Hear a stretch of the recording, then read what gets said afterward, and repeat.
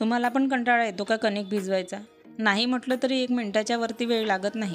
इकडे भाजी शिजतपर्यंत कणिक मळून होते. कणिक ओबडधोबड मळून ठेवायची व त्यामध्ये बोटाने गड्डे करून पाण्याचा शिंतोडा देऊन मुरायला ठेवायची 10 मिनिटासाठी. नंतर 10 मिनिटानंतर छान अशी एकदा कणिक मळायची आणि त्याच्या पोळ्या करायच्या. एवढ्या सुंदर पोळ्या होतात. पोळ्यांचे कणिक फ्रीजमध्ये ठेवू नका. ठेवली तर त्याच्या पोळ्या काळपट होतात आणि काळपटही चालतील आपल्याला, पण त्या आपल्या शरीरासाठी चांगल्या नसतात. कणिक राहिली ना तर ती बाहेरच ठेवा. पण हे आपण हिवाळ्यातच करू शकतो किंवा पावसाळ्यात करू शकतो, पण हे उन्हाळ्यात नाही करू शकत. म्हणजे कणिक बाहेर नाही ठेवू शकत, कणिक खराब होईल. त्यामुळे कणिक जास्तही झाली ना तरी त्याच्या पोळ्या टाकून ठेवा. त्या पोळ्या गरम करून आपण खाऊ शकतो.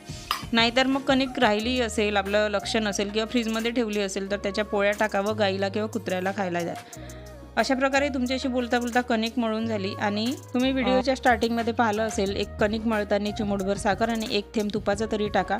व्हिडिओ आवडला तर लाईक, शेअर अँड सबस्क्राईब.